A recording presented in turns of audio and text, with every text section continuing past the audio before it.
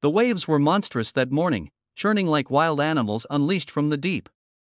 The wind screamed across the beach, carrying salt, rain, and the faint sound of someone crying for help. Aaron Holt didn't think, he just ran. His boots hit the wet sand, his heart pounded like thunder, and through the mist he saw her arms flailing, her head going under. The ocean was trying to claim her, but he wasn't about to let it win. If you believe in kindness, second chances, and the beauty of helping others, take a moment to like, comment, share, and subscribe to the channel. Your small act of kindness helps stories like this reach more hearts that need hope. Aaron dove into the freezing surf, the salt water stinging his eyes.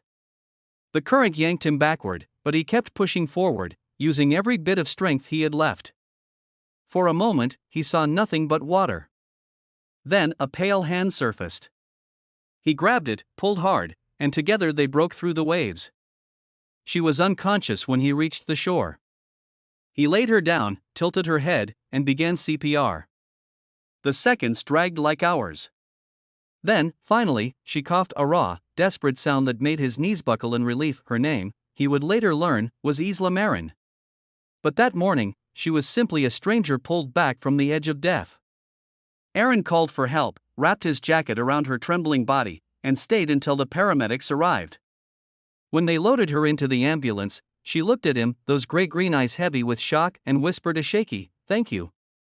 Then the doors closed, and she was gone. Aaron didn't expect to see her again. His world was too small for coincidences. He lived in a modest coastal town in Maine, working double shifts as a mechanic to make ends meet for himself and his 7-year-old daughter, Chloe. Every day was a test of balance, between grief and survival, between exhaustion and love. His wife, Mara, had passed away 3 years earlier after a long illness, and since then, life had been about doing whatever it took to keep Chloe smiling, even when he couldn't. He didn't talk much about that day on the beach. To him, it was instinct, something anyone would have done. But a week later, when a sleek black car pulled up to his small repair shop, Aaron's quiet routine changed forever. The driver stepped out and opened the back door, and there she was, Isla Marin. She looked like she belonged to another world entirely.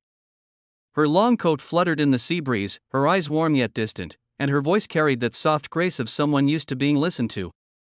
She thanked him again, this time with a steadiness that made him feel suddenly self-conscious about his oil-stained hands. She told him she'd been visiting a nearby coastal estate when she'd decided to walk alone by the cliffs, unaware of how treacherous the tide could turn. "You saved my life," she said, "and I don't take that lightly." Then, with a hint of mystery, she added, "I'd like to return the kindness, if you'll let me." Aaron didn't know what to say. No one ever offered him anything.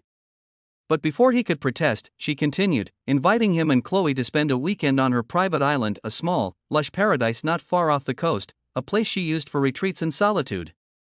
She said it might be good for Chloe, and for him, to have a little break. At first, Aaron refused. He didn't trust charity, not after years of pride keeping him afloat. But when Chloe overheard and her eyes sparkled with curiosity, he couldn't say no. So, a week later, they boarded a small ferry bound for Isla's Island. The moment they arrived, Chloe was laughing again, chasing seagulls, splashing in the shallows, collecting shells like tiny treasures. Aaron hadn't seen her that carefree since Mara died. The island was beautiful, green hills dotted with wildflowers, tall palms swaying against blue skies, and a quiet villa that seemed to hum with peace. Isla welcomed them like old friends, showing them around, cooking simple but delicious meals, and talking late into the evening by a crackling fire. Over those days, Aaron saw more of Isla than the poised woman who'd stepped from that black car. She was kind but lonely, elegant but quietly broken in ways he recognized. She told him about her late brother, about how she'd built her fortune in design but lost herself somewhere along the way. She confessed that she came to the island to feel human again, away from the noise of money and people who wanted things from her. Aaron told her about Chloe. About Mara. About the nights he'd sit by the window, wondering if he'd ever feel whole again. They talked about life, loss, and the strange way the ocean both gives and takes. Something unspoken began to grow between them, not romance at first, but a mutual understanding, a fragile bond that felt healing in itself. One evening, as the sun melted into gold across the horizon, Chloe asked Isla if she could see her room. Isla smiled and led her up to a bright loft filled with books, paints, and soft white curtains. Later, Chloe came running back down, holding a seashell in her hand. "Miss Isla says this shell brings luck," she beamed. Aaron watched them together and felt something shift deep inside him, a quiet gratitude, and a fear of what it meant to feel again. The next morning, Isla took them on a small boat around the island. The sea was calm, glittering with light, and Chloe laughed as dolphins surfaced nearby. For a moment, it felt like the world had forgiven them all. But then, a storm rolled in faster than anyone expected. The wind howled, the waves turned angry, and the boat lurched violently. Aaron grabbed Chloe and shielded her as Isla tried to steer them toward shore, but a massive wave hit broadside, throwing them into the water. The next few minutes were chaos. The water was dark and heavy, every breath a fight. Aaron gripped Chloe with one arm, scanning for Isla. Through the rain and spray, he saw her struggling against the current, her arm tangled in a rope. Without hesitation, he pushed Chloe toward a floating piece of debris and dove after Isla. He reached her, untangled the rope, and together they fought their way toward the shallows. When they finally crawled onto the beach, soaked, shivering, alive, Isla turned to him, her eyes wide with disbelief and emotion. "You saved me again," she whispered, her voice breaking. Maybe that's not an accident." They stayed on the island until the storm passed. That night, by candlelight, as Chloe slept peacefully in the next room, Isla and Aaron talked for hours. She confessed how the near-death experience had shaken her. How she'd built walls around her heart, thinking wealth could protect her from pain. Aaron told her how he'd done the opposite, shut the world out because of loss. They realized that maybe, in some strange twist of fate, they'd been meant to save each other. In the days that followed, the bond between them deepened. Isla taught Chloe how to paint seashells, while Aaron repaired a broken part of the dock for her. Laughter returned, gentle and unexpected. One evening, Isla stood watching Chloe chase fireflies and said softly, "I used to think I was done believing in miracles."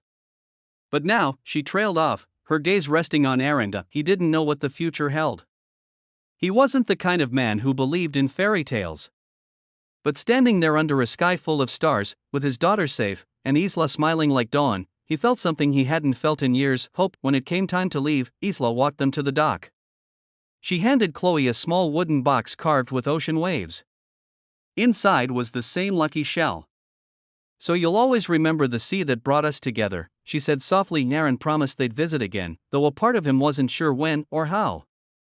Life had a way of pulling people apart as easily as it brought them together. But a few weeks later, as he tucked Chloe into bed, she asked, "Daddy, do you think Miss Isla gets lonely out there?" Aaron paused. "Maybe," he said. "But I think she's learning not to."